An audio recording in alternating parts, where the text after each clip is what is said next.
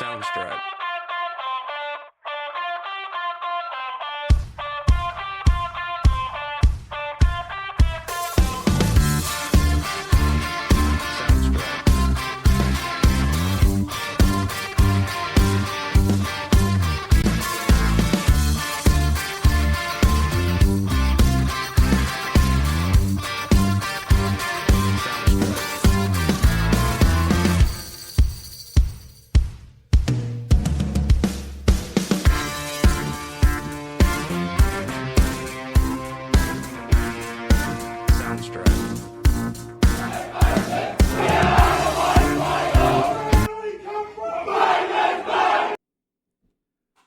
Hello, welcome to Hawk Talk, the podcast where we keep you up to date with everything that's going on with the Batemans Bay Football Club.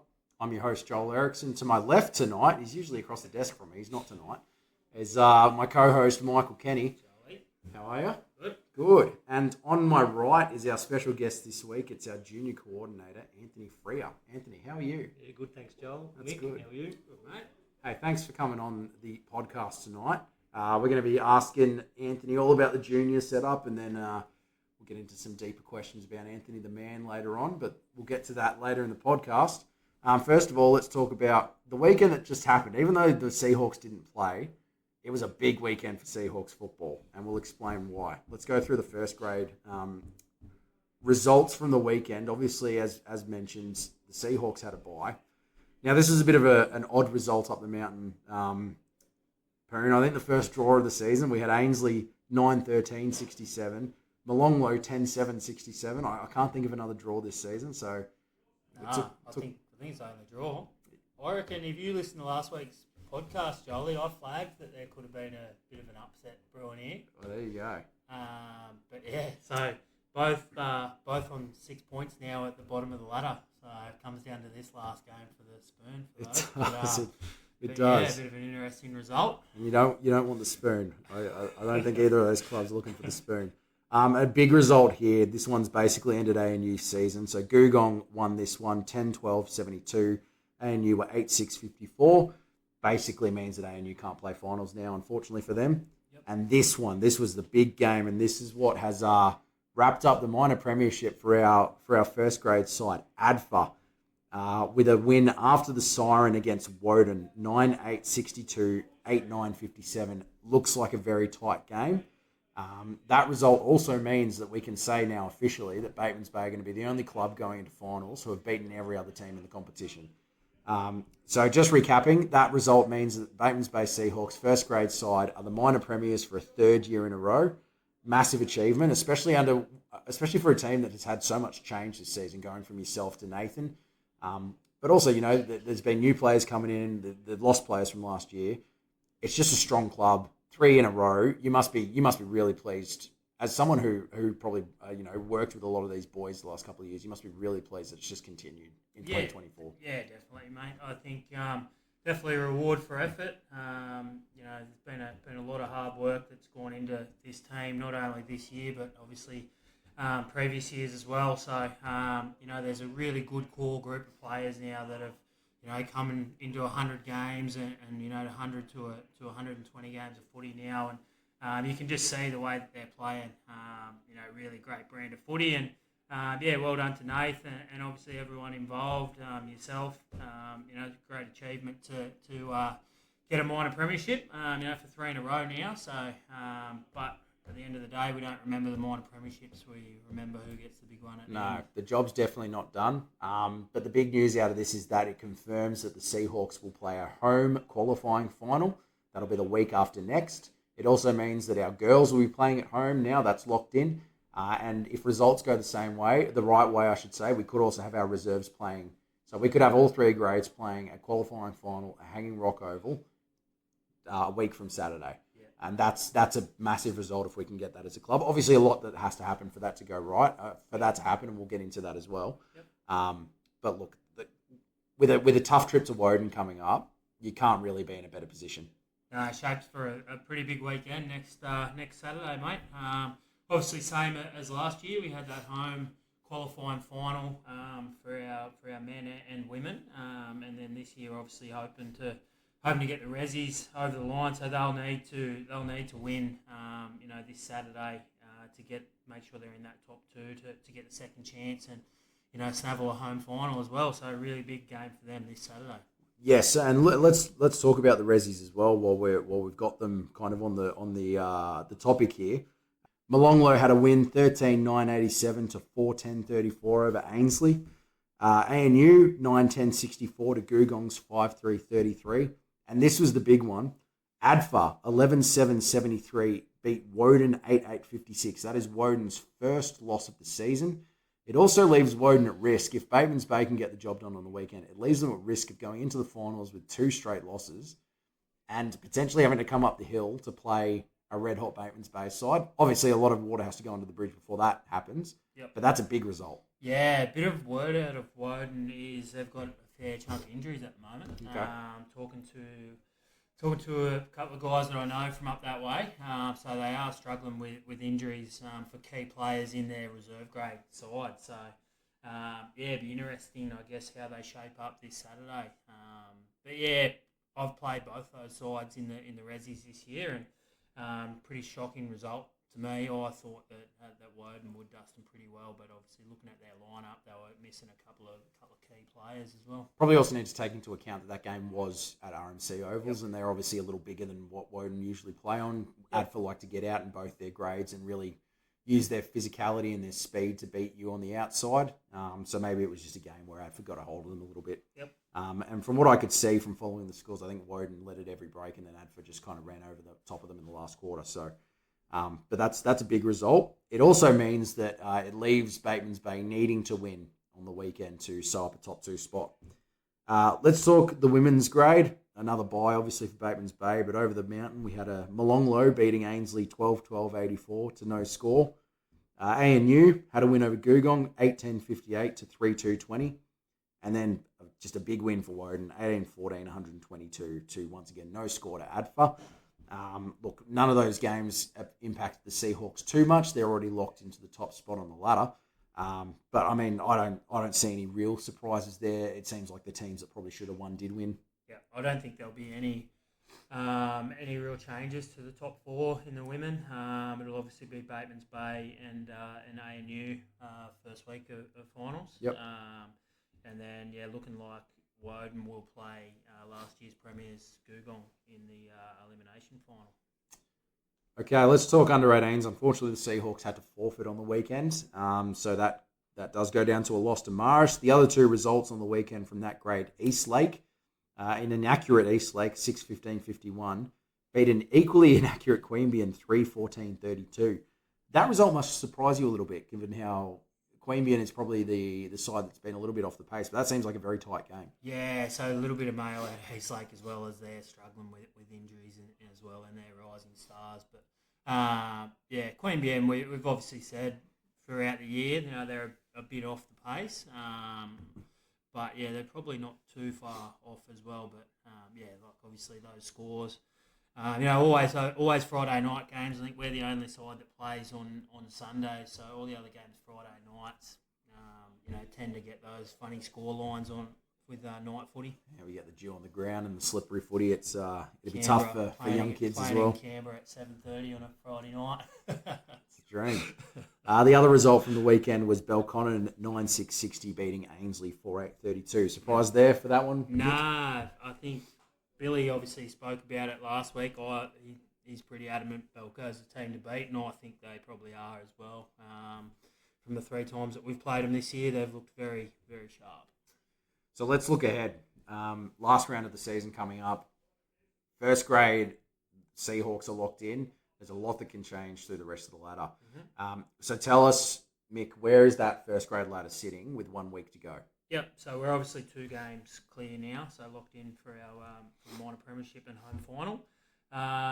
And nothing will happen to 4th spot, so Googong will lock in 4th spot, but there could be movement possibly between 2nd and 3rd depending on games this weekend. So, Woden obviously playing us and ADFA play Googong. So, if we can get a win and ADFA have a strong win against Googong, they will jump into 2nd spot. So, pretty big game. Yeah, so as Mick said, the games this coming weekend, ANU hosting Molonglo, unfortunately a game that has no bearing on the finals for first grade. Woden hosting the Batemans Bay Seahawks, a Seahawks team that, as we've mentioned a few times now, is already locked into first spot. Big game for Woden, as you mentioned. If they lose that one, they could see themselves drop down to third and lose that second chance. And ADFA hosting Gugong, who I've got to say, Gugong have finished the season very strongly. Compared with how they were playing earlier this year, they've strung some really strong results together, that team, and I think they're very much deserving of that last spot in the finals. I think they're a pretty handy side, to be fair, Jolie. Probably a side that they could shock a few come finals time. Probably a side that you wouldn't feel comfortable playing in an elimination final, that's for sure. No, I'm glad we're not in that potential situation. Ainsley finished their season with a bye. Now let's go to reserve grade, because this is the big one for the Seahawks, and this is the only grade really where there's any movement that's going to happen for our club. Yep. So it's the same three results. It's the same three fixtures, I should say. So tell us, Mick, what does that ladder look like heading into the last round? Yep. So Woden are obviously they're locked in. They're 3 games clear on top. So this game, really doesn't mean too much for them this week. But like you say, coming off the loss last week, they'll probably want to get back in the winner's circle heading into finals footy. Yep. Really important game for our boys, obviously. We've got far superior percentage than ADFA, who are in third spot. But ADFA do play the 6th on the ladder, Gugong, this week. So you would probably pencil them in for a win. So it's really important that we can get the job done and stay in second spot and get a home final. So are they equal points with ADFA at the moment, or have they got a game clear? Nah, equal points. Equal points. So it really is a win and in kind of situation. It is, yep. There you go. The women's same 3 fixtures. Tell us what's happening with that ladder. Boom. Yeah, like I said, nothing will happen in those. So top 4 is locked in those positions. So Batemans Bay on top will play ANU first week of finals. Woden will finish 3rd no matter what, and Gugong and Molonglo are there on equal points. That could potentially have a change in 4th spot. Although Gugong do play ADFA, who are not very strong in the women's grade. And Molonglo are ANU, so it would be surprising to see those spots change around. Yep. And then in the under 18s coming up this weekend, last game of the season for our boys, they're hosting Eastlake down here at Hanging Rock on Sunday at 11 a.m. The other 2 games, Marist hosting Ainsley and Queanbeyan hosting Belconnen. Tell us what the ladder's looking like for that grade. What are the kind of the permutations there for those finals? Yeah, so there won't be too much change in there. Belconnen and Eastlake are both first and second. They're on the same amount of points, so they will be playing for obviously top spot. But they'll have to play each other that first week of finals anyway. So they're both locked to finish top 2. Marist will finish 3rd, and Ainsley will finish in 4th spot. So I think probably Eastlake and Belconnen, I think they're probably the best 2 sides that we've played this year. So they're definitely deserving of being the top 2 sides. Yeah. And now, before we get into the junior results from the weekend as well, I also want to mention that there's another potential prize on the line this weekend against Woden. Batemans Bay are 3 games clear of Woden in the club championship with those 3 games left. Basically leaves us in a situation where if we win 1 game on the weekend, we wrap up that club championship. Mick, that'd be the first for the club. What do you think that would mean for the club? Yeah, I think it just goes to show where we've improved as a footy club. It's not too long ago, 2015, where we only had 1 side, go up the hill. So to go from struggling for players and going up games of footy with 17 guys just for 1 grade to hopefully potentially being the best club in community footy, is obviously a massive achievement and a feather in the cap. So been really close the last couple of years. ANU have pipped us a couple of times. So like I said, it's going to come down to this week as well. Just the 1 win this week will get us over the line. And I'll tell you what, with the plans that are kind of still in place for next year, it'd be the perfect way to take that step if it does end up happening. Yeah, I think so, mate. I think it's probably now we might just start getting a bit more external recognition. I think, internally we know what we've got here and we know the talent pool that we've got at this footy club all the way through from juniors and through to our senior group. So, yeah, like you say, it's nice to win awards like that, but I think internally we know what we're working with down here anyway. Yep. Let's go through these junior results. So we had 3 teams with the results against Narooma. Our under-13s mixed had an 8-4-52 to 2-9-21 win. Under-15s boys also had a win. This was a tight one, 4-12-36 to 4-6-30. And then the 17s boys, they went down 3 straight, 18 to 11-11-77. Perrin, run us through the junior ladders. Which of the teams are going to be playing finals this coming weekend? Yep, so we've got all grades. Obviously, under 9s, they're not competitive, so their season's finished now. And under 17s, they've missed out. We've got all the other grades in action, first week of finals. The under 15s will be playing in the qualifying final. They finished minor premier. So they'll be playing Pambula at Narooma on Saturday, whilst the other 3 grades will be going to, or actually the under 11s are going to Bega. So they'll play Pambula. They finished 3rd, and then the 13s and the 16s girls will both play at Bermagui in the elimination final. It's a good result for the club. I mean, we've spoken a lot this season about the really strong numbers in the junior base, but to get 4 grades playing finals as well, that's really positive. Yeah, I think so, mate. I think that there's been massive improvement. Obviously, Ant could probably touch on it a bit more. He's watched a lot more junior footy than myself this year, but there's obviously been improvement from start to finish, and I think that's all you want in your junior program is you're looking for your players to develop. You're not necessarily looking at premierships or anything like that. It's more about just developing these players, and just to see the numbers so strong, and to see them playing such good footy is obviously a massive positive for the club. Yeah, Anthony, I'll ask you this question.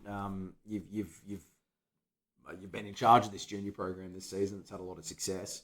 What's been the most pleasing aspect of this season for you? I think it is basically having full numbers in every grade. Under 17s is their first year. We've actually had under 17s for a lot of years. They probably struggled a little bit towards the end with numbers, but that was basically, finals were out of calculations. But had a lot of new under 17s that never played football before to come to the club, and some of them have got enormous talent if they want to stick at it. And right through the junior grades, we've got, I think it was the first time for a lot of years we actually had multiple people put in for coaching positions. Normally it's the same people every year, just go bang, right, you're the coach. But we actually had to have a full selection process this year to go through every coach. So, and it just proves that, people want to get involved because we've got a good club, and the juniors are coming along very nicely. And as Mick said, it's about just developing these kids, making it fun, and eventually, as the results show, you end up playing nearly every grade playing finals. So it's an important pathway as well, because I mean you spoke about the talent in the under 17s. I know for a fact quite a few of them have been playing up in the 18s this season and looking, not out of place at all. You got some really talented kids in the 15s as well. But it's obviously really good to have them playing good footy in the junior levels. But it's kind of the sign of a healthy club to me. If you've got strong junior numbers and you can create that pathway through to having first graders and reserve graders in the future. Yeah, well, that's what it's about. That's why, you get involved because your kids play, but eventually, 5-6 years down the track, I want to be sitting up there watching the seniors and say, I remember them playing under 12s or under 9s, and, we've got a good group, and like the under 15s, as you mentioned, they've been together. They played with Tully Ware and all those kids, they were 3 or 4 years younger than them. And they've just come through as a group, and you can just tell when they play footy together that they've just got that bond. And hopefully that just keeps going on to bigger and better things with the senior club. And to the credit of the footy club, a lot of clubs don't put a focus on their juniors. They're only worried about the seniors, but this club's been, especially the last 2 or 3 years, really focused on juniors and just any support you can have. It's probably we're in a difficult situation where the seniors are playing in Canberra and we're playing down south, so that even makes it harder for a club to function too. But I just think we've really got it going really well at the moment. Now, Anthony, you've got a couple of kids who play junior footy. Tell us about them. What grades are they playing in? So I've got Nash. He's under 9s, and he's actually just qualified for the finals for under 11, so he's going to go and play finals this week. Good on him. He's a bit happy about that. Tia, she's under 13. She's only 12. she's had a pretty good year. She just represented New South Wales in the under-12 PWSA. So we've just had a week of Geelong watching football and playing football. And Ryder, he's the under-15s. He's played a lot under 17s this year, but also played a few under 18s games for Mick. And he's loving it. So he's taken the challenge up, and I think his confidence has really taken another step this year with just that playing extra grades, but also not having the responsibility of probably being, one of the top players in the 15s. He's actually really enjoyed that. Kicked a goal against Queanbeyan the other week to put you ahead as well from memory, right? Yeah, it did. Yeah, give the big fist pump at the end too. It was a cracker. I loved it. So let's talk about Auskick a little bit as well, because that's obviously a very important part of any club with juniors. Anthony, tell me what you know about the Auskick numbers. How have they been both for the boys and the girls? Yeah, we probably dropped off a little bit this year with the main mixed Oz group. It was mainly boys that done it. I think we ended up with about 25 or 26 in the end. We probably didn't promote it well enough, I don't think. I think that's probably where we fell down a bit. Probably a bit more focus in the schools. I know we rely on the AFL with Auskick a fair bit to do a lot of promotion work. So we probably took a back step a little bit where we probably should have been a bit more proactive. So they're finished up now. We've got the girls only Auskick. We've got nearly 40 registered and a few more inquired about it tonight. They're going to register it. So that's a huge growth area, this girls. And yeah, that was pretty successful tonight. We got under 9s coach, secretary, a few of the old players come down and help out. So it just makes it really good, and hopefully they stick at it. Just make it enjoyable and go from there. I got to say, out of all the grades, the one that I'm the most excited to see have success is the under-16s girls, because obviously women's football is still fairly new to this club, and to see us having a junior girls-only team with potential plans, my understanding is of potentially starting a Rising Stars team in a couple of years' time. I think that's the most exciting part of what's building here. Yeah, it is. Because we last year going into the Sapphire, we had to virtually produce a 16s girls team, which we had a couple of coaches early. We sacked Sudsy. We put my wife in charge. You can leave that in. You can leave that in, Lucas. We actually put my wife in charge, and first game, I think we went down to Birmingham with 4 or 5 players. Towards the end of the season, we ended up with a full team and a win for the last game of the year. Wow. And then this year, we've got about 28 on our list, and that's honestly purely down, and not me being a husband or whatever, it's purely down to Lena, just what she does and just recruits. She's done an outstanding job, mate. Yeah. Just doesn't say no, just says, right, just come down and try. And that's the whole idea of it. And then they just, and they're loving it. And look, honestly, they played Eden on the weekend, and they got a really good chance, I think. They haven't beaten Eden. First time that Eden come up here, they forfeited, but they just played them the other week. But down there, they're lacking a few players. But if the girls have got the confidence, which they need, they can play some really good footy if they've got confidence. But that's what they just need to take out Saturday and they'll win, I reckon. So you heard it here first. Anthony's going for the win for the under-16s girls. Yep. Let's get into the serious part of this podcast, Mick. We're going to put Anthony Freyer under the spotlight here. So, if you've listened to the podcast before, Mick's got 6 questions that he'll ask. Yep. Make sure you've got the right answers to these ones, please, Anthony. We're listening and studying. Yeah, good. Mick, you have the floor. Yeah, I was a bit disappointed in Billy Alves' tomato sauce in the fridge last week. I was so happy. He's the first good guest we've had, mate. Right over here. Tomato sauce, fridge or pantry? Once it's open in the fridge. Oh, yes. I don't know. This might be controversial. This one is from down the border. Chicken parmigiana, palmy or parma? Palmy. Oh. Yeah. Go-to karaoke song. Probably showing me age. Probably Kenny Rogers, Gambler. Oh Kenny Rogers. That gets the whole crowd going. Favourite AFL player of all time? James Hird. Yep, I'm with you on that one. Best player, or this could be a different one. Best player or favourite Seahawk of all time. So you've obviously spent a fair bit of time. Yeah, it's been a fair bit of time. I thought about this one. It's been a fair bit of time with the juniors. Probably only the last 2 years we've had a chance to watch the seniors a fair bit. Mate, from junior point of view, Tully Ware, he has not changed his football style since he was under 10s from when I'm involved right up through to 18s. Just that big bloody heart and keeps going all day. And then probably senior wise, probably Cyril. I think he's got potential. He could play Albans and Murray, not a problem. Yep. He'd fit into any Albans and Murray team. So yeah, that's basically my background coming from to where I say good players go type thing. So yep. So very good. Anthony, do you have a hidden talent? No, not really. Probably pretty quickly to annoy my wife.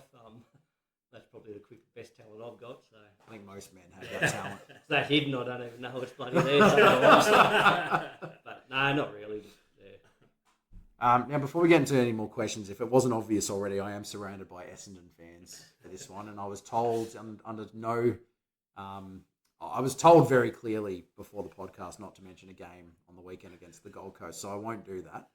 On that note, I just want to let that settle in a bit. I actually watched a little bit of it. I saw Ian's young bloke Nash he was on TV. Yeah. Oh, was he? Yeah, that was about the highlight of the night, I think. I think Mac Andrew was my highlight of that night. Yeah, I'm sure it was. Sorry. We'll move on. Anthony, first of all, tell us kind of what your history at the club is. How long you've been here? What kind of positions you've held? Basically, just give us a rundown of what you've done here. I think we come here. I moved over in 2009. Had no kids, but Lena was kind of pregnant at that stage. So about 2013, 14, Ryder come into Auskick. So we basically helped out with Auskick. Moved up, helped Paul Ware in the under 10s. It was actually a funny story. Ryder, I reckon he was about 6. Rob Reed was junior coordinator at that time, and he actually come and grabbed Ryder and said, "Right, you're too old." Threw him over to the under 10s. And then Rob come up about 2 weeks later and apologised and said, "Look, I'm sorry, I just looked at his birthday." But after that stage, we could not get Ryder out of the under 10s. So basically from there, I helped Paul manage under 10s, and then eventually I coached under 11s for 2 or 3 years. Done junior coordinator, then kind of stepped back for a year, but then the last few years been heavily involved in the juniors as well, being junior coordinator. So just wherever, I just got a theory, if your kids are playing sport, you may as well get involved and help out somewhere, because it just makes it enjoyable for everyone then. So if you've got, too few people doing the jobs around the thing, everyone just gets stressed and burnt out, and you see it happen at footy clubs too often is, good people just get lost to footy because they're just doing too much. So that's just my theory of it. Get in and have a go. And I think you want your juniors to be a family affair as well, Oh, don't you? Yeah, definitely. So where'd you move from to come to Batemans? I was actually in Shepparton at that stage, but grew up in Corowa on the Murray River, down near Albury Wodonga. Yep. Played most of my footy across the border at Waganya in the Korean League. Then kind of moved to Griffith for a couple of years, where I played Griffith Swans, and then that was my hamstring years, and that was the end of my footy career. But then Shepparton, and then back over here, kind of with the same company, and been here ever since, and hopefully not going anywhere. Well, tell us about your footy career. How long did you play for? What part of the ground did you play?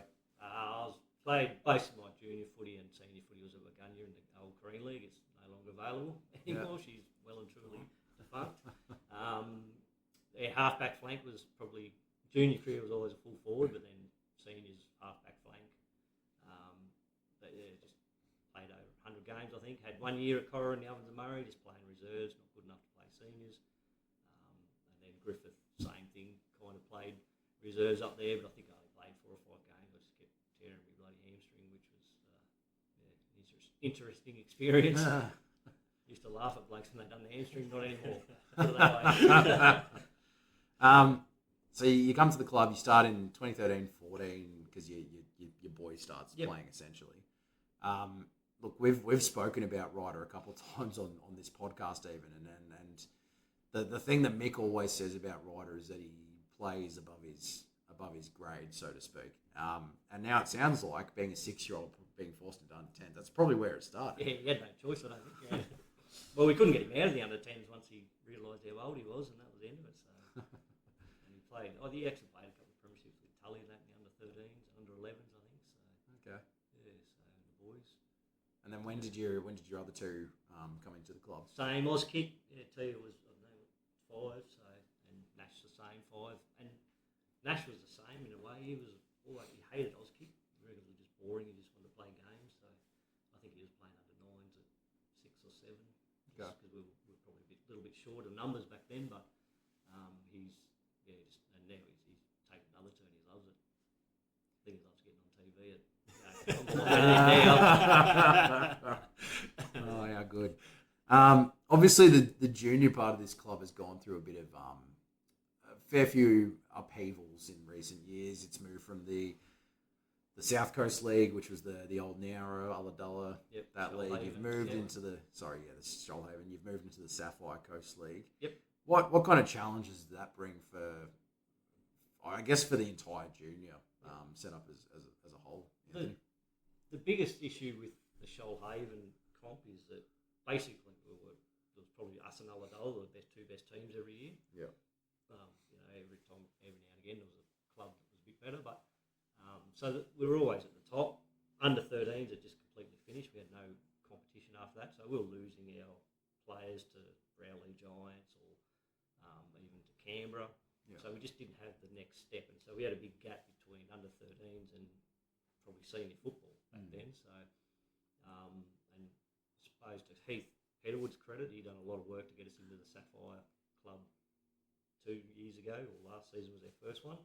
And then the next challenge was, we had kind of under-13s would go to 15s, but then we had to find under-16s, under-17s, and which we found the 16 girls eventually, but under-17s we kind of done a bit of a merger with the Giants because that was probably a majority of our juniors have already gone there. So, and then this year we're forwards the under-17s and as on top of that mixed with the under-18s. So I know under-18s is classified as seniors, but it still kind of ties very well into the junior side of things too. So, and I think it was probably good too that the guys that we did lose from that age bracket that did go to BMG, we've got a hell of a contingent in the under-18s now that come back to the club. So it's just great that they didn't just have their junior years here and then they were lost to the footy club.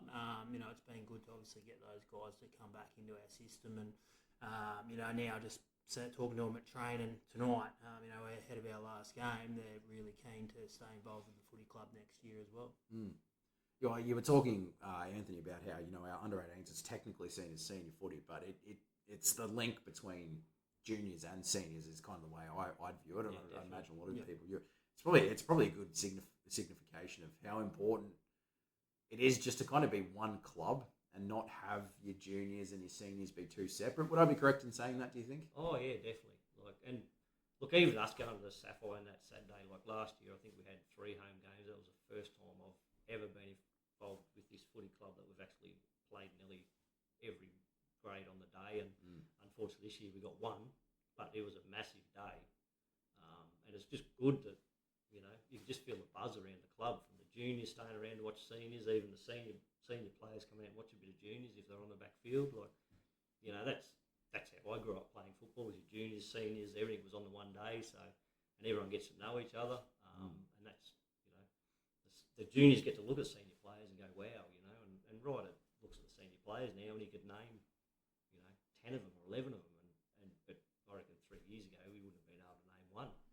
So it just brings the club together. That's what it does. Well, we've had a few situations this year as well where we've had some of the younger guys come up and train with the seniors, and you can really tell that they're getting a lot from it. And we've got a really good group of seniors who are willing to kind of put their arms around those younger guys as well, and kind of show them what it takes to be a senior footballer at this club. I'm going to plug the club here, but I think it's a great club to bring your kids to play footy at. Yep, definitely. Let's talk about that weekend, because you said we only had one this year, but it was probably the biggest buzz at Hanging Rock Oval of the season. We had, I think, was it just the 2 fields? Or did we have a third field operating over the road as well? Yeah, 3 fields under going. 9s at the soccer, so yes. So three fields going at one point down here at Hanging Rock. Obviously, it's a great setup down here. But Anthony, you must have been I mean, you kind of touched on it, but you must have been stoked to see the amount of people here, not only for the juniors, but that stuck around for the seniors. I know the canteen was going off. There were people everywhere. It was just a great day for the club. Yeah, it's great. It's what footy's about. It brings the community together. Like, I suppose, because going down the border, like it's that cold in winter that, there's not much else to do. It's footy in winter or you've done nothing. So, and I think we're building something really good here. And it's not finished by a long way, but we've just got to keep working how we're working now. And the committee, they're pretty unified and they've got a great vision. Mick's got a position in place now, and that's taken just taken so much pressure off myself as well. If I'm a bit tied up with work or something, I can hand something to Mick and he can get it done for me, things like that. But it just helps each other out and takes a bit of pressure off your volunteers, and it just makes volunteers probably want to stay around longer. That's the whole key to it, I think. It's been extremely successful this year for the juniors already, regardless of what happens during the finals. What do you want to see next year, Anthony? What do you want to see next year that would make you go, yep, we've had another successful year? I think just the continued development of right up, and including the under-18s, the rising stars. I think, if we can get a competitive team, I think we've got a great opportunity. Like, with Ryder playing the under-18s, we'll talk and Mick will say, look, this bloke's from Mulladullah and this bloke's from here. And like, if we can just get that coastal thing happening and draw 2 or 3 good players, we don't take away from other clubs or anything, but if they've got the opportunity to come and play under-18s, the best under-18s comp in the, kind of on the south coast in Canberra, if we can get a good team like that together, well, the potential's there to be really competitive, I think. And even with the juniors that are coming through, like, the under-15s, a lot of them will be 16 next year, so they get a bit of exposure. The under-17s, they're a fairly young team, so they'll have a bit more, they'll be all 17 next year. So there's plenty of opportunities there. We just got to, put the right process in place and give them the opportunity. That's all you ask for. Once you're retired and you look back and think, geez, wish I'd have done something different. So we can provide a little bit of that now and give them guidance. Say, look, play your best footy you can because you're a long time retired. Well, we did have a game in the 18s earlier this season against Queanbeyan here at Hanging Rock where we did get a few talented guys from both up the coast and down the coast. Down the coast especially, I think. And it was probably the best game of footy the team had played, and it just goes to show that there's a lot of talent to be tapped into on the south coast of New South Wales. Yeah, so to be fair, that day I think we only brought in 4 guys to our squad. So it just goes to show, and they were key players. They were a couple of key backmen and a key midfielder. So that does just go to show that if you can just pick up a couple here or there, that we're definitely not too far off the pace. So. Anthony, I wanted to ask you this question. One thing that I always noticed in my previous job was that Bateman's Bay seems to be, geographically, we're stuck in a bit of limbo. We're either having to play in competition, and this isn't just football, this is every sport. You either have to play in competitions where you're going north to Ulladulla is going to be your closest, then you're probably going to have to play in Nowra, or potentially even up as far as Shell Harbour, depending on the sport. Or you go south where your closest is going to be Maria, which isn't too bad, but then you're getting Narooma, Bega, Eden is the extreme there, or you're going to Canberra.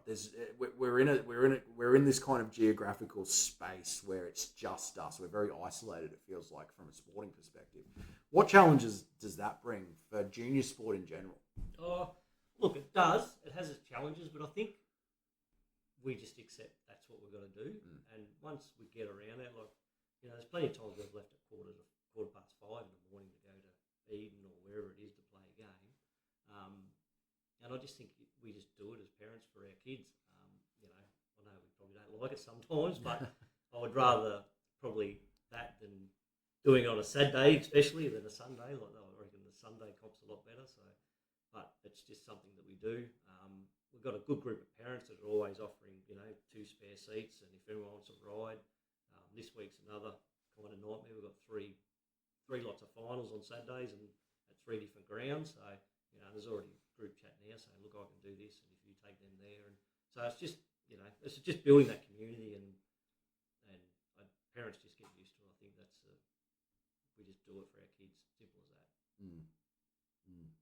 And look, I know at one point it was a situation where our cricket team was playing north, rugby league was playing South, and we were obviously playing in Canberra. So just goes to show that there's no real easy fix. And I think it probably is exacerbated more when it's kids involved, because obviously as an adult, as a senior, you can just pop yourself in a car and drive yourself to wherever you need to play. But the logistic, I mean, I have kids now. They're not old enough to be playing footy, but the logistics of trying to get kids somewhere just increases everything. Stress, efforts by tenfold. So I'd really tip my hat to all of our junior parents for I guess, being committed enough to make sure that our teams are getting to where they need to be every week. Anthony, speaking of the parents, how good is the group here at the Seahawks? They're really good. I think everyone, and the biggest thing I've noticed around this club is that most parents will just let their coach do their job. They don't get to, I know you can go to some clubs and it can be very, very vocal and things just don't go to plan, but the parents do. They just let their coaches do the job, and I've always said to them too, if you have issues and you want me, come and talk to me first, or talk to your coach. And I think most times we get most things sorted out. We've got a pretty good policy with all the juniors. Like most of them have played in every position this year, and that was come straight down to when we appointed the coaches. Said this is how you're going to coach. It's basically giving every kid a go in every position. Coming finals, a little bit different story now. You've got to kind of play finals footy as best you can, but I can still guarantee you those coaches will give those kids as much as a run as possible, and that's to me that's more important than winning premierships and being the best team every year. It's for the future of your club that'll build a better club. Simple as that. Last question from me, Anthony, is you got 20 seconds on the radio to convince parents around the bay to bring their kids down to play footy. What's your spiel? Go. Basically, come down, have a great time, enjoyment. Your kids are learning a new sport. They get to tackle, which most kids seem to like when they hit that teenage years. They'll get looked after very well, and you'll become part of a great Seahawks family that I think if you're not involved in it, you're missing out on something. So, mate, I'd sign my kids up if I heard that on the That's radio. perfect. Yeah, let's just record that and send that off to Power. That can be our radio. Mick, do you have any questions for Anthony? No, I think that was good. We just need to. I just want someone on the podcast who calls it a Palmer. That's all I want. You're not going to get it. That's all. all. Victorians on You're gonna have to ask me the questions if we want that one.